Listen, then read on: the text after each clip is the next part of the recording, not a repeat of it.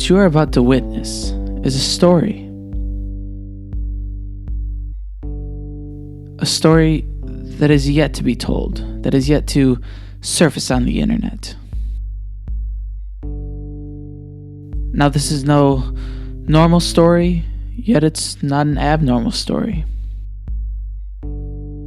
So buckle up, put in your headphones, and I guess all I can say is enjoy the ride.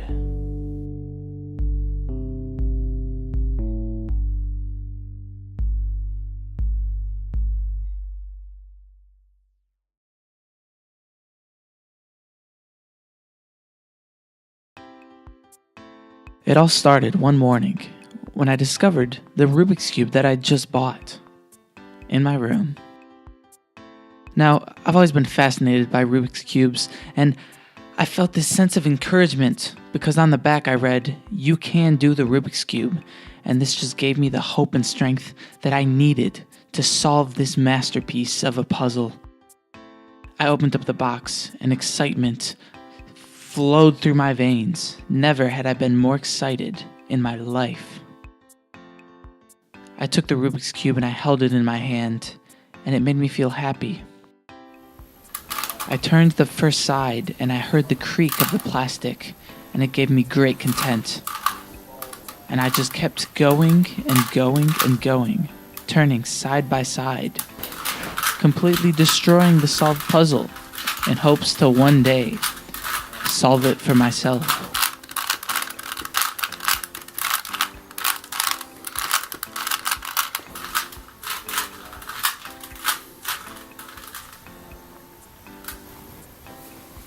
But like any child, I quickly lost interest, and I placed the Rubik's Cube on my desk and left. But no Rubik's Cube should ever be left unsolved. So for this, I began my training.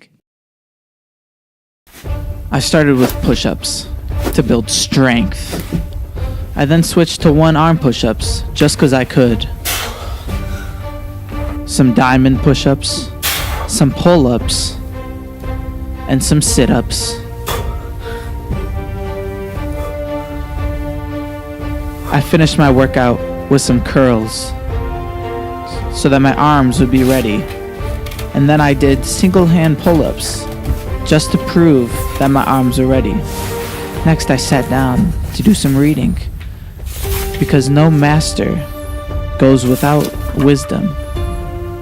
I read and I read and I read some more, book after book after book.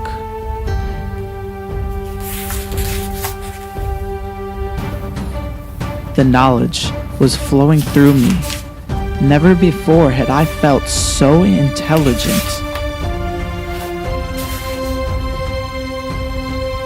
I entered my last book, and it was easy to read, and I had knew that I was almost ready. I even decided to search the internet for whatever wisdom the internet could give me.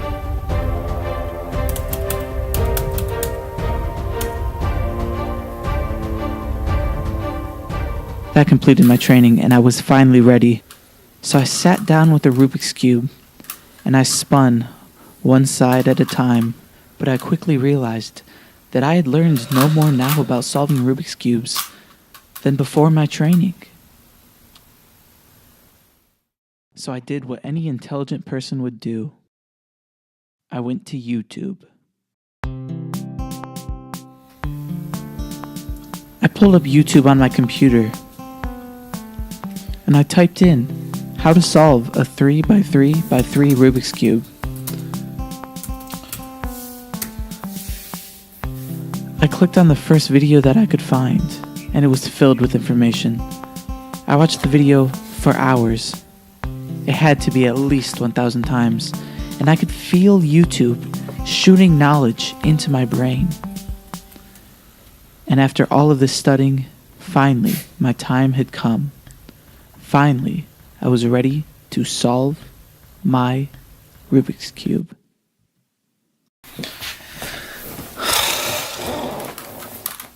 I sat down ready to give the solve a shot.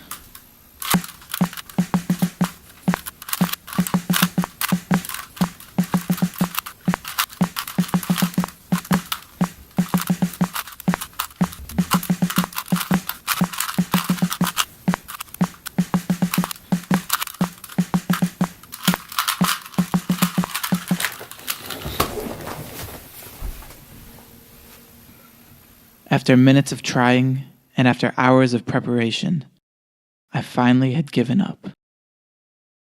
But that wouldn't be a great way to finish a story, now would it? Hence, the story must continue. Left not knowing what to do, I did the one thing that I thought might still give me some help. I knelt at my bed and I prayed. I prayed to God that He will give me the strength and the wisdom to solve this puzzle.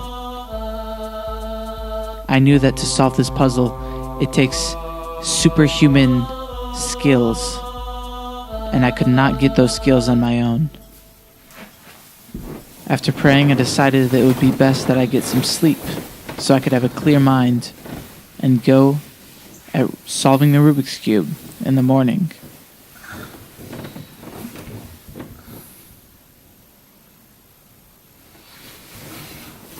After hours of trying to sleep, however, I quickly realized that I would not find a good rest, as every time I closed my eyes, I would see the cube. I would see myself turning the pieces, turning the sides, and I knew that I could not rest until I had solved this puzzle. So that's exactly what I tried to do. I turned my lights on. The time was 3:30 in the morning. I sat down and I started to solve the puzzle. I used all of my knowledge and all my preparation and the help of God, and I went to work. I worked and I worked and I worked, and I did make mistakes. But in the end, the cube was solved. My task that I had worked so hard for had been completed. The end.